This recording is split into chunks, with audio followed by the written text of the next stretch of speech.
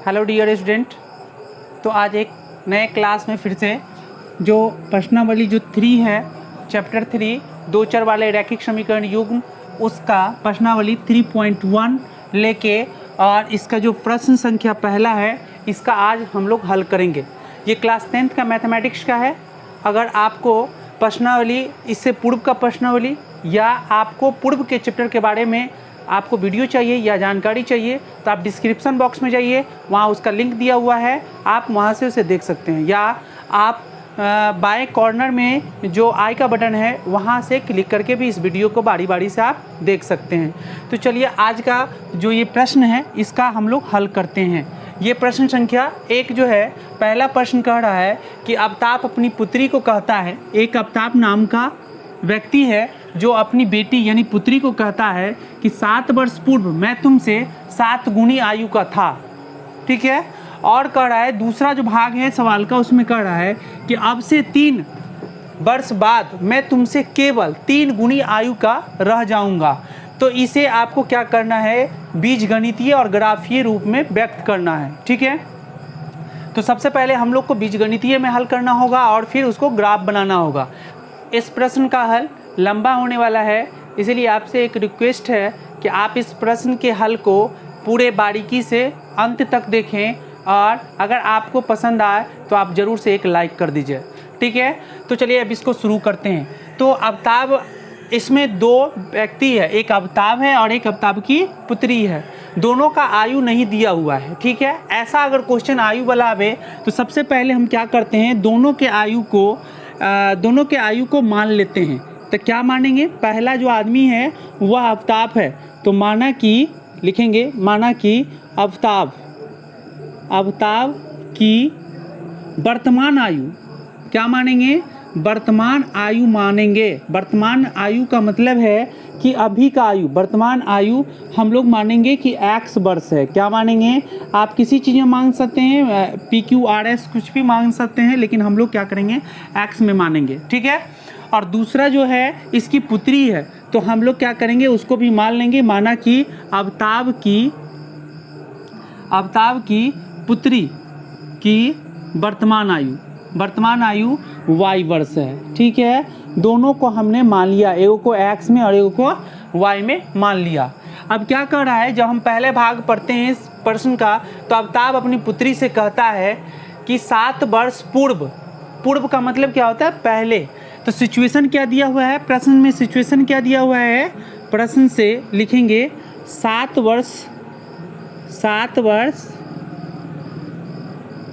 वर्ष पूर्व, प्रश्न से लिखेंगे हम लोग 7 वर्ष पूर्व अवताप की आयु क्या हो जाएगी। तो अभी अब यदि वर्तमान आयु इसका x वर्ष है तो 7 वर्ष पहले कितना रहा होगा, तो उसमें से हम लोग क्या करेंगे, 7 माइनस कर लेंगे, -7, तो x - 7 वर्ष हो जाएगा ये। ठीक है। और उसी प्रकार 7 वर्ष पूर्व अवताप की पुत्री की आयु क्या हो जाएगी, तो अभी इसका y वर्ष है तो 7 वर्ष पहले क्या हो जाएगा, y - 7 वर्ष की रही होगी। ठीक है। 7 वर्ष पूर्व कर लिए। अब क्या कर रहा है कि ये 7 वर्ष पूर्व मैं तुमसे 7 गुनी आयु का था, यानी कि यह कह रहा है कि मैं जो था, मतलब x - 7, मैं जो था तुम्हारे उम्र यानी y - 7 पुत्री की उम्र का कितना था, तो 7 गुनी था। तो इसको क्या करेंगे, हम लोग 7 से गुना कर देंगे। ठीक है। अब अगर हम इसको हल करें तो यह क्या हो जाएगा, x - 7 = 7 को y से गुना किया, 7y माइनस प्लस माइनस 7 कितना हो गया, 49। अगर हम इसको सजावें तो क्या हो जाएगा, x y वाले को हम इधर ले आते हैं तो माइनस में 7y = अगर आप देते हैं = बराबर इधर करते हैं तो माइनस में तो ये 49 है ही, और जब 7 को आप दाहिने तरफ ले जाएंगे तो ये माइनस जो है ये प्लस में बदल जाएगा, और ये अब हो जाएगा x - 7y = -49 में से +7 को घटाएंगे तो माइनस में 42 बचेगा। तो ये आपका एक समीकरण बन गया, 2 चर वाले रैखिक समीकरण। पहला समीकरण निकल के आ गया हमको। अब दूसरे भाग से हम लोग दूसरा समीकरण निकालेंगे। फिर प्रश्न में क्या कहा गया कि 3 बरस, अब से 3 बरस बाद, यानी वर्तमान आयु से 3 बरस बाद। तो हम लिखेंगे यहाँ पे कि 3 वर्ष बाद अबताब की आयु, अबताब की आयु क्या हो जाएगी? अबताब की आयु 3 वर्ष बाद। तो अभी अगर x वर्ष है, अभी क्या है वर्तमान में x, तो 3 वर्ष के बाद क्या हो जाएगा? 3 वर्ष जुट जाएगा, यानी x + 3 वर्ष हो जाएगा, ठीक है। तथा पुत्री की क्या हो जाएगा? तो 3 वर्ष बाद, पुत्री भी 3 वर्ष के बाद होगी। तो अबताब की पुत्री की आयु, पुत्री की आयु क्या हो जाएगा? तो अभी पुत्री की आयु कितना है? वर्तमान आयु हमने माना है, वर्तमान आयु कितना माना है? y। तो y में क्या जुड़ जाएगा? 3, यानी y + 3 हो जाएगा। इतना वर्ष की इसकी पुत्री भी हो जाएगी, ठीक है। अब कह रहा है कि मैं तुमसे केवल 3 गुनी आयु का रह जाऊंगा, यानी मैं जो हूँ x + 3, यानी ये जो अबताब है यह अपनी पुत्री का यानी y + 3 का 3 गुनी ही रह जाएगा, यानी 3 से इसको क्या कर देंगे? गुना कर लेंगे, ठीक है। अगर इसको हल करें तो या हम लिख सकते हैं x + 3 = 3 को y से गुना किया 3y +++, 3 से 3 को गया 3 तिया 9 हो जाएगा। अगर आप इसको सजाएंगे तो x और y को इधर लाएंगे तो माइनस में 3y हो जाएगा, क्योंकि ये प्लस में है, और बाईं तरफ लाइएगा तो सिंबल चेंज हो जाएगा। इक्वल टू क्या हो जाएगा? 9 तो प्लस में है ही, और 3 को जब आप दाहिनी तरफ ले जाएंगे तो माइनस में क्या हो जाएगा? 3 हो जाएगा। अब क्या आ जाएगा? x - 3y = 9 में से 3 घटाओगे तो 6 बचेगा, यानी x - 3y = 6। ये आपका समीकरण 2 मिल गया, 2 चर वाले रैखिक समीकरण युग्म के। तो अब हमने क्या किया? तो बीजगणितीय हल हमने निकाल लिया, पहला समीकरण और दूसरा समीकरण, दोनों समीकरण हमने निकाल लिया, यानी बीजगणितीय रूप से आपने इसको हल कर लिया है, समीकरण निकाल लिया है। अब इस समीकरण से हम क्या करेंगे? हल निकालेंगे, ठीक है। तो चलिए हल निकालते हैं। किसी प्रकार की आपको दिक्कत लगे तो आप हमें कमेंट कर सकते हैं। चलिए क्या करते हैं, हम दोनों समीकरण से क्या करते हैं? हल निकालते हैं। तो पहले प्रथम समीकरण, पहला जो समीकरण है उसको लेते हैं। तो लिखते हैं समीकरण फर्स्ट से, समीकरण फर्स्ट के आगे हम एक छोटा सा एक भुजकोटी तैयार कर लेते हैं, और इसमें क्या करते हैं? x और y का मान हम लोग निकाल के लिखेंगे। तो x y का जो मान हमको कितना चाहिए? तो आप जानते हैं कि एक रेखा बनाने के लिए हमको कम से कम 2 बिंदु की ज़रूरत पड़ती है, तभी जाके एक रेखा का निर्माण होता है। तो कम से कम हमें कितने बिंदु चाहिए? 2। तो हमें 2 हल निकालने होंगे, तो 2 हल कम से कम निकालेंगे, या इससे अधिक भी आप निकाल सकते हैं। तो चलिए 2 निकालते हैं हम लोग हल। तो क्या करते हैं? पहला समीकरण लिखते हैं। पहला समीकरण क्या है? x - 7y = -42, ठीक है।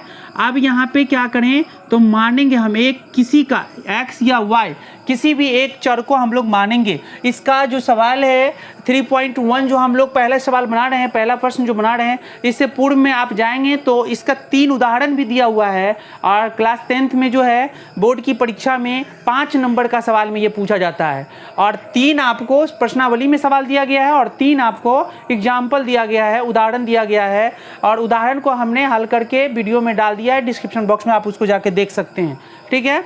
तो चलिए अब या x या y को हम लोग मानते हैं। चलिए हम पहले x को ही मान लेते हैं। माना कि x बराबर, अब देखिए x बराबर हम क्या मानेंगे? हम जब ग्राफ बनाते हैं तो हम जानते हैं कि इस ग्राफ पे ये जो होता है 0 1 2 3 1 2 3, और इधर -1 -2 और -3, इस टाइप का जो हमको संख्याएं रेखा पे होते हैं। तो ये कौन सी संख्या है? तो ये एक पूर्णांक संख्या होती है, माइनस प्लस वाली संख्या और 0 मिलकर क्या बनता है? एक पूर्णांक संख्या होता है। तो हम इसमें क्या करें? तो x का वैल्यू भी पूर्णांक में लें और y का वैल्यू भी कोशिश करें कि पूर्णांक में निकले, ताकि हमको ग्राफ बनाने में दिक्कत ना हो। अगर रूट वाली संख्या या भिन्न वाली संख्या या दशमलव वाली संख्या आ जाएगी तो हमको ग्राफ में डालने में, रेखा बनाने में बहुत दिक्कत हो जाएगी। तो हम इसका मान क्या रखें? थोड़ा सा कोशिश कीजिए आप लोग भी। यहाँ पे अगर हम 0 रखते हैं तो 0 इस तरफ जाएगा तो कोई वैल्यू होगा नहीं, ये 42 रह जाएगा और साक्षक 42 कट जाएगा। तो हम x का वैल्यू क्या करते हैं? 0 रख लेते हैं। अब x - 7y = -42 मेरा समीकरण है। इसमें हम क्या करते हैं? x का वैल्यू पुट कर देते हैं, x 0 - 7y = -42। अब या करते हैं -7y = -42, ये 0 को इस तरफ ले गए, कोई फर्क नहीं पड़ा, आपको उतना ही मान रह गया। या आप लिख सकते हो, या इसीलिए आप लिख सकते हो यहाँ पे कि कि y बराबर क्या हो जाएगा, -42 ऊपर चला जाएगा और ये -7 जो गुना में है बराबर की उस तरफ जाएगा तो भाग में बदल के ये बट्टा में चला जाएगा। माइनस से माइनस कैंसिल हो जाएगा और 7 से काटेंगे तो 7 छक 42 कट जाएगा। यानी आपने x का वैल्यू 0 रखा तो y का वैल्यू कितना आया, 7 आया है। चलिए आपने एक मान निकाल लिया, अब दूसरा मान हम लोग निकालते हैं। दूसरा मान निकालने के लिए फिर से हम मानेंगे, माना कि x बराबर क्या माने, तो देखिए 7 से कटने वाली संख्या उस तरफ बचनी चाहिए। अगर हम यहाँ पे माइनस में 7 लेते हैं, यानी माइनस में यहाँ पे 7 लेते हैं तो इधर जाके प्लस में 7 होगा और ये घट जाएगा, 7 घटेगा तो कितना हो जाएगा, 7 कटा है 7 पंचे 35, ये 35 हो जाएगा और 7 से ये कट जाएगा। ठीक है, तो माइनस में हम क्या करते हैं, 7 ले लेते हैं। x का वैल्यू क्या करते हैं, माइनस में 7 ले लेते हैं। आप बैठा के देखिए आराम से निकल जाएगा। और समीकरण क्या है, x - 7y = -42। अब x के जगह पर क्या हो जाएगा, -7y = -42। अब यह हो जाएगा -7y को बाईं तरफ और इसको जब हम दाहिनी तरफ ले जाएंगे तो -42 तो है और ये माइनस क्या हो जाएगा, इधर प्लस हो जाएगा 7। या आप हो जाएगा यहाँ पे -7y = -42 में से +7 घटाएंगे तो बचेगा आपको 35, इसीलिए माइनस में 35 बचेगा। इसीलिए y बराबर क्या हो जाएगा, -35 और ये जो है गुना में ये चला जाएगा आपको बट्टा में चला जाएगा और माइनस से माइनस कैंसिल, 7 पंचे 35। यानी आपने माइनस में 7 माना x का वैल्यू तो y में आपको वैल्यू जो आया वह 5 आया। अब हम पहले समीकरण से 2 हल निकाल लिए हैं। ठीक है, अब क्या करते हैं, हम दूसरे से भी 2 हल निकालने का प्रयास करते हैं दूसरे समीकरण से। तो हम यहाँ लिखते हैं समीकरण 2 से, क्या करते हैं यहाँ, समीकरण 2 से। चलिए समीकरण 2 से हम लोग निकालते हैं। यहाँ भी एक भुजकोटी तैयार कर लेते हैं जिसमें एक में क्या करेंगे हम लोग, x का वैल्यू और एक में y का वैल्यू और 2 हल इसका भी हम लोग ज्ञात कर लेंगे। दूसरा जो मेरा समीकरण था वह यहाँ लिखा हुआ है x - 3y = 6, x - 3y = 6। ठीक है, अब आप मानो इसमें से किसी एक का मान, माना कि x बराबर हमको मानना है 3 से 6 तो ऐसे ही कट जाएगा तो ये यहाँ पे हम 0 भी मान सकते हैं, इसको 0 मानेंगे। चलिए x - 3y = 6 या यहाँ लिख सकते हो, या हो जाएगा यहाँ हो जाएगा x का वैल्यू क्या हो जाएगा, 0 - 3y = 6, या लिख सकते हैं -3y = 6।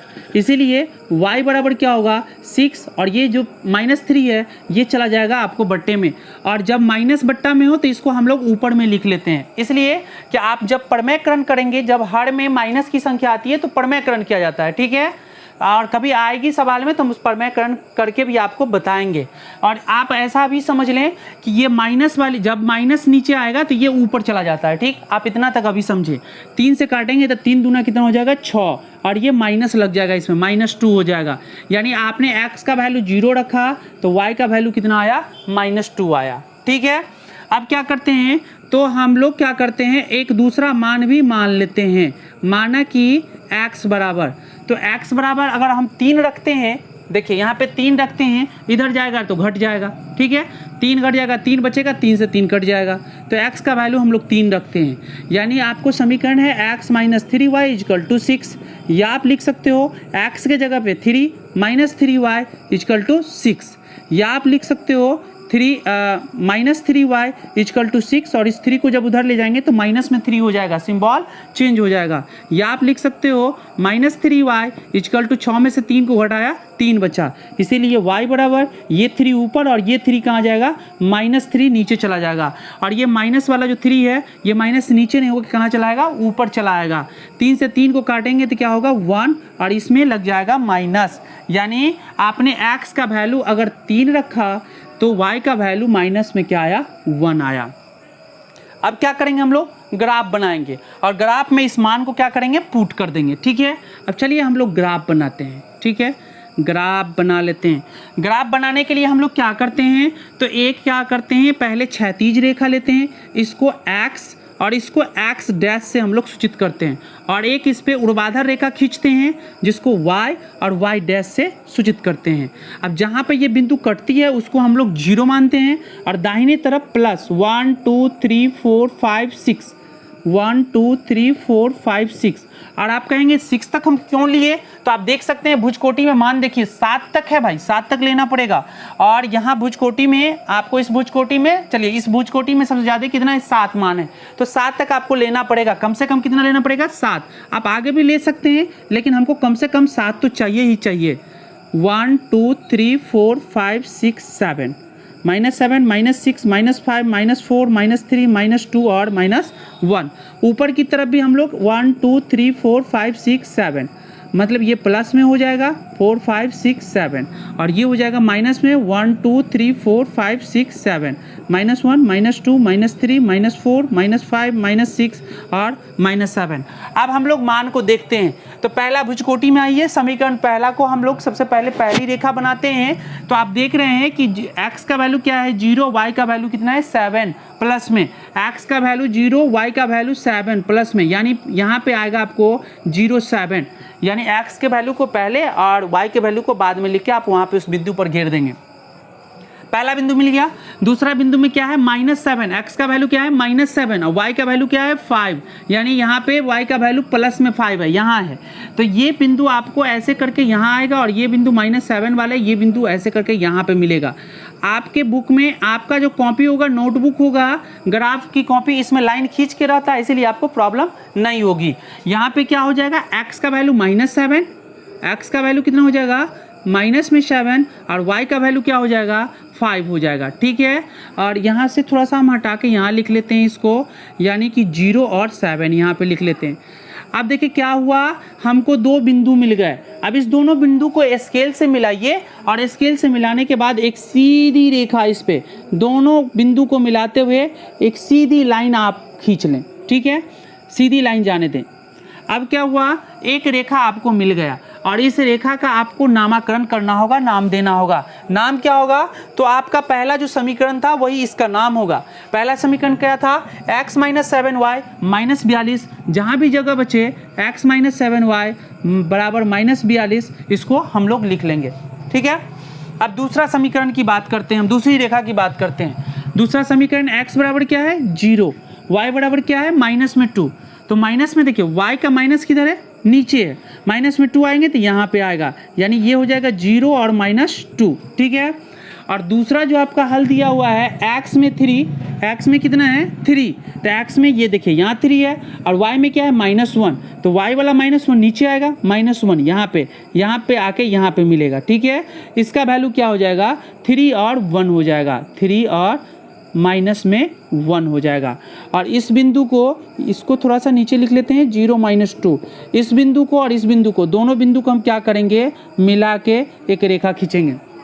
अब देखिए ये दोनों रेखा जो हम लोग खींचा, यह दोनों रेखा तो खींच लिए, और इसका भी हम लोग क्या करेंगे, नाम रख लेंगे। नाम क्या हो जाएगा इसका, जो आपका सेकंड समीकरण था, क्या था, x - 3y = 6, ठीक है। आप कहेंगे कि ये रेखा कैसी रेखा है, तो ये एक प्रतिच्छेदी रेखा होगी, क्योंकि ये रेखा जो जा रही है और ये रेखा जो जा रही है, कहीं ना कहीं जाके, बोर्ड अभी छोटा है, आपको कहीं ना कहीं जाके क्या होगा, यह जाके कहीं ना कहीं कट जाएगा, इसीलिए इसको हम लोग कहते हैं प्रतिच्छेदी रेखा, प्रतिच्छेदी रेखा कहते हैं इसको, ठीक है। और इसके एक हल होते हैं, तो आप जब आगे मिलाओगे तो इसका हल एक बन के आएगा। आप देखोगे आगे मिलाने के बाद कहाँ पे जाके कटता है, x का वैल्यू और y का वैल्यू, वहाँ से हम लोग लिख लेंगे। x बराबर लिख देंगे, क्या आया, y बराबर हो क्या आएगा, सो हम लोग लिख लेंगे। आपको पता चल जाएगा कि x हम किसको माने थे, अवताब की वर्तमान आयु, x का आयु निकल जाएगा और y का भी आयु आपको निकल जाएगा, जहाँ पे जाके वो कटेगा, ठीक है। जहाँ कटेगा वहाँ से हम x y का वैल्यू निकाल लेंगे। इस प्रकार इस क्वेश्चन का आपने हल कर लिया, और आप इसका स्क्रीनशॉट ले सकते हैं, स्क्रीनशॉट ले लीजिए।